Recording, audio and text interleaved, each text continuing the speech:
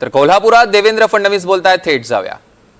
छवा आणि त्यानंतर आम्ही एकत्रित असताना ते असं म्हणाले की सगळ्या कोल्हापूरकरांची मागणी आहे.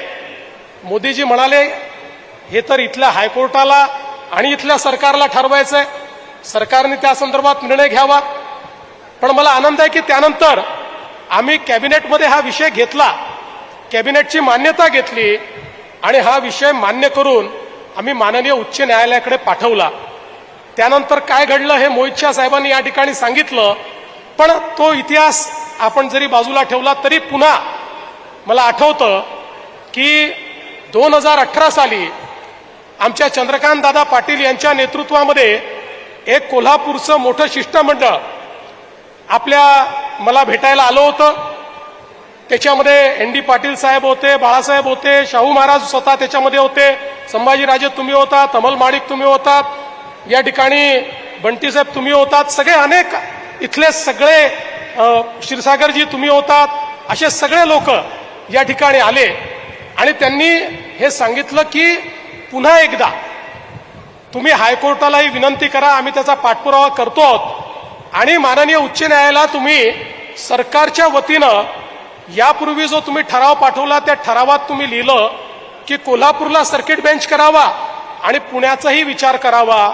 असं नाही तर निसंदिग्ध फक्त कोल्हापूरचा उल्लेख असलेलं पत्र हे त्या ठिकाणी गेलं पाहिजे, अशा प्रकारची विनंती या शिष्टमंडळाने केली. आणि चंद्रकांत दादा असतील, एकनाथ शिंदे साहेब असतील, आम्ही सगळ्यांनी निर्णय केला आणि निसंदिग्ध केवळ कोल्हापूरमध्येच सर्किट बेंच करावा अशा प्रकारचं पत्र हे आपण 18 फेब्रुवारी 2018 त्या ठिकाणी लिहिलं. त्यानंतर हा पुन्हा पाठपुरावा सुरू होता.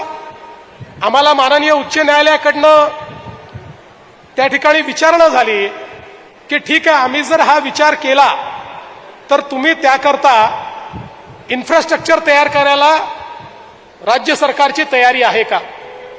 आणि मग मला आठवतं की 19 जानेवारी 2019 आम्ही पुन्हा पत्र पाठवलं आणि त्यावेळी आज ज्या जागेचं हस्तांतरण आपण केलं आहे ही जागा आणि 100 कोटी रुपये हे आम्ही देणार अशा प्रकारचा त्या ठिकाणी आम्ही घोषणा केली आणि ते आम्ही माननीय उच्च न्यायालयाकडे पाठवलं. पण एक गोष्ट निश्चितपणे या ठिकाणी मान्य केली पाहिजे की या सगळ्या गोष्टी जरी होत होत्या तरी सर्किट बेंचचा काही थांगपत्ता लागत नव्हता. सर्किट बेंच बनण्याकरता गवई साहेबांनी पुढाकार घेतला आणि गवई साहेबांनी ठरवलं. गवई साहेबांनी आमच्याशी चर्चा केली. मला गवई साहेब म्हणाले की कोल्हापूरची मागणी योग्य आहे. इतक्या दुरून लोकांना मुंबईला जाणं, त्याचा खर्च, राहण्याची व्यवस्था नाही. कोकणातनं लोक चालले आहेत, सोलापूर, कोल्हापूर, सातारा, सांगली सगळीकडनं लोक चाललेले आहेत. ही सगळी व्यवस्था ही काही योग्य नाही आहे. खरं जर कोणाचा या संदर्भात अधिकार असेल तर तो कोल्हापूरचा आहे आणि कोल्हापूरला हा सर्किट बेंच केलाच पाहिजे या मताचा मी आहे. आणि त्यांनी जाहीर त्या ठिकाणी सांगितलं ही भूमिका. निसंदिग्ध फक्त कोल्हापूरचा उल्लेख असलेलं पत्र हे त्या ठिकाणी गेलं पाहिजे अशा प्रकारची विनंती या शिष्टमंडळाने केली. आणि चंद्रकांत दादा असतील, एकनाथ शिंदे साहेब असतील, आम्ही सगळ्यांनी निर्णय केला आणि निसंदिग्ध केवळ कोल्हापूरमध्येच सर्किट बेंच करावा अशा प्रकारचं पत्र हे आपण 18 फेब्रुवारी 2018 त्या ठिकाणी लिहिलं. त्यानंतर हा पुन्हा पाठपुरावा सुरू होता. आम्हाला माननीय उच्च न्यायालयाकडनं त्या ठिकाणी विचारणा झाली की ठीक आहे, आम्ही जर हा विचार केला तर तुम्ही त्याकरता इन्फ्रास्ट्रक्चर तयार करायला राज्य सरकारची तयारी आहे का. आणि मग मला आठवतं की 19 जानेवारी 2019 आम्ही पुन्हा पत्र पाठवलं आणि त्यावेळी आज ज्या जागेचं हस्तांतरण आपण केलं आहे ही जागा आणि 100 कोटी रुपये हे आम्ही देणार अशा प्रकारचा त्या ठिकाणी आम्ही घोषणा केली आणि ते आम्ही माननीय उच्च न्यायालयाकडे पाठवलं. पण एक गोष्ट निश्चितपणे या ठिकाणी मान्य केली पाहिजे की या सगळ्या गोष्टी जरी होत होत्या तरी सर्किट बेंचचा काही थांगपत्ता लागत नव्हता. सर्किट बेंच बनण्याकरता गवई साहेबांनी पुढाकार घेतला आणि गवई साहेबांनी ठरवलं. चर्चा केली. मला गवई साहेब म्हणाले की कोल्हापूरची मागणी योग्य आहे. इतक्या दुरून लोकांना मुंबईला जाणं, त्याचा खर्च, राहण्याची व्यवस्था नाही.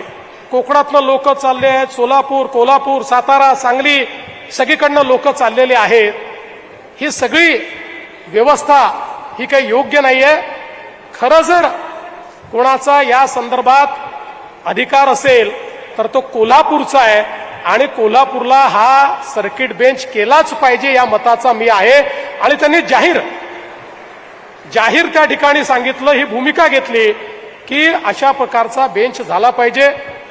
आम्ही पण त्यांना सांगितलं की आमची तयारी आहे आणि आमचंही मत आहे की अशा प्रकारचा बेंच त्या ठिकाणी झाला पाहिजे. आता एकदा त्यांनी हे ठरवल्यानंतर त्यांनी दुसरं काम काय केलं, इकडे नंतर जाहीर केलं, पण त्यांनी तारीखही ठरवून टाकली. त्यांनी तारीख ठरवली 15 ऑगस्टच्या दुसऱ्या दिवशी, 16 किंवा 17 या दिवशी या सर्किट बेंचचं उद्घाटन करायचं आहे. आता तुम्ही रिव्हर्स वर्किंग सुरू करा. आणि आराध्य साहेबांना देखील त्यांनी सांगितलं आता रिव्हर्स वर्किंग सुरू करा. ते मी आराध्य साहेब आम्ही खूप चर्चा करून हे कसं करता येईल या संदर्भातला आम्ही त्याचा विचार केला.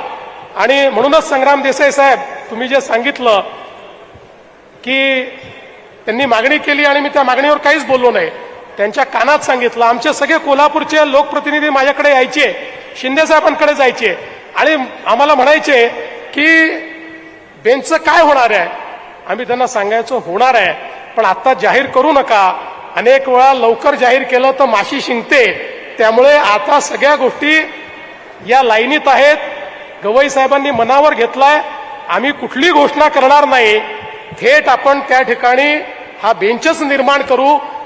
आणि त्यानंतर मला अतिशय या ठिकाणी सांगायला आनंद वाटतो की गवई साहेबांनी सगळं शेड्यूल फायनल केलं आणि मग सांगितलं आधीच जागा वगैरे बघून ठेवा, जागा ठीक आहे की नाही, जागा वगैरे आधी पाहिली आणि मग त्याच्यानंतर ही जागा परिवर्तित होऊ शकते हे लक्षात घेतल्यानंतर त्या ठिकाणी माननीय आमच्या मुख्य न्यायमूर्ती महोदयांनी आम्हाला पत्र लिहिलं आणि ते